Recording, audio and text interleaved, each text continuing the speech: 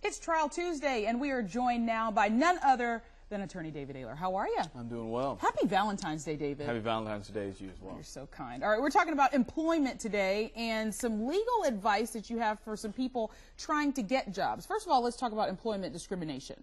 Well, a lot of times with employment discrimination, you know, it's something that people feel or suspect that they feel, but they don't actually know it. You know, they don't know it for sure, or should I say they can't exactly prove it. They can't prove it, exactly. Right. Well, when you talk about proving it, though, I find that oftentimes that's somebody's problem. They say, I know that it happened to me, but what do I do to explain it to you as an attorney? What should they do? Well, you know, things like emails, documentation of it, other witnesses, things like that are going to be what can help you the most. When someone's left a job or maybe been let go from a job, if they have other people that can, you know, help really supplement what their beliefs are. Usually, of course, paperwork, that sort of thing would be the best. But if not, if there's other people that have worked there currently or in the past, it can also help provide further detail. You know, otherwise, it's really tough to just put it out there on your own. Right. What about pregnant women that they find themselves going on maternity leave and then they, you know, they come back the 6 or 7 or 8 weeks later and they feel like either their job is gone and they've just been put in kind of this supplemental role and they're going to be phased out, that type of thing. I know you hear about that all the time. Right, and I think that's something you have to be made aware of ahead of time and really try to pay attention to, you know, exactly what your position is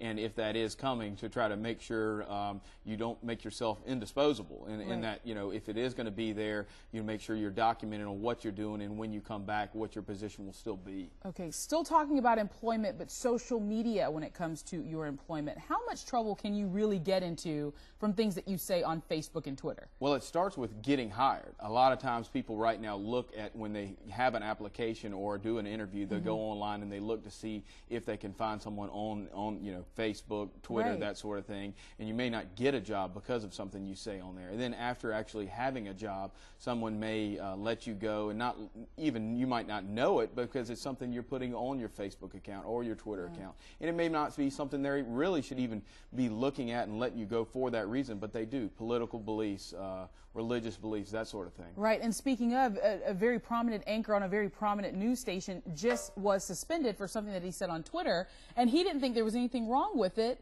and then all of a sudden he's suspended and there's nothing you can do about it. I mean, people just need to be careful. Absolutely. I mean, and in fact, in that case specifically, it didn't really seem that controversial per se. At the time, right. Right. But for his company, they decided that's what it was, and that was his personal Twitter account. Right. And again, that's a perfect example of something, you know, on the national level where look what happened after just him putting out something from his personal account. Right. So what do you suggest then? Because, I mean, I know that some of us have work accounts and we have personal accounts. Maybe lock it down as best you can and just hope that, or maybe just when in doubt, leave it out. Yeah, exactly. When in doubt, leave it out, because even if it's your personal account, it sometimes can be communicated to someone else outside of your personal friends and relatives, that sort of thing. Right. But in general, you do want to have a separation. A lot of times people will get in trouble just because they may have something on their work account that is something in their personal life and they let it out that way, and then it relates back to the company they work for, and there's even more trouble there. There you go. Well, when in doubt, leave it out. You like that? I like that. I'm a poet and don't know it. There you go. Happy Valentine's Day. It was funny.